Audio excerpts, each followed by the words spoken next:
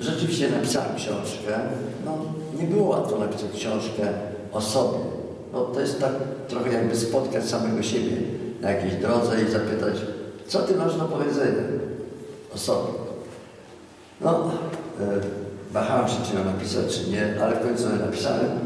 Ona jest rzeczywiście dosyć odważna i szczera.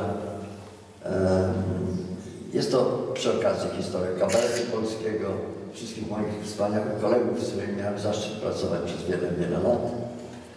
I Rena Santo, i Jerzy Płomowski, a przede wszystkim Hania Bielicka, z którą była kiedyś moja pani profesor, a potem koleżanką ze strady, z którą zwiedziłem cały świat z panią Hanią, a potem z Hanią, po prostu z Hanią. Hani już między nami nie ma, ale została jej energia, jej optymizm życiowy, jej uśmiech. To wszystko pamiętamy my, starsze pokolenie, oczywiście młodzież. If I were a rich man, a inaczej mówiąc, gdybym dużo fałszy miał, to bym sobie harem kupić chciał i na widok ciał bym grzał. Gdybym był bogaty, to bym powymieniał w swoim ciele chyba szczęście 5.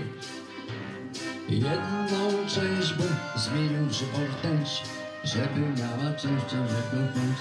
Ja miałbym złoty łóżku, białe zasłony, słomką soki wciąż bym pił, aż bym wreszcie jak budzian silny był.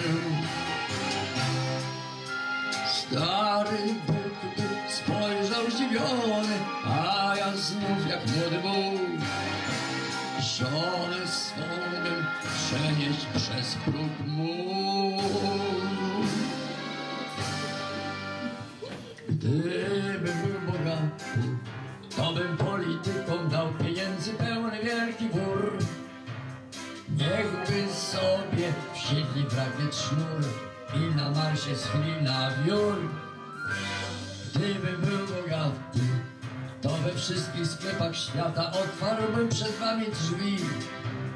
Moglibyście wziąć, co nam się śni. Moglibyście spełnić wasze sny.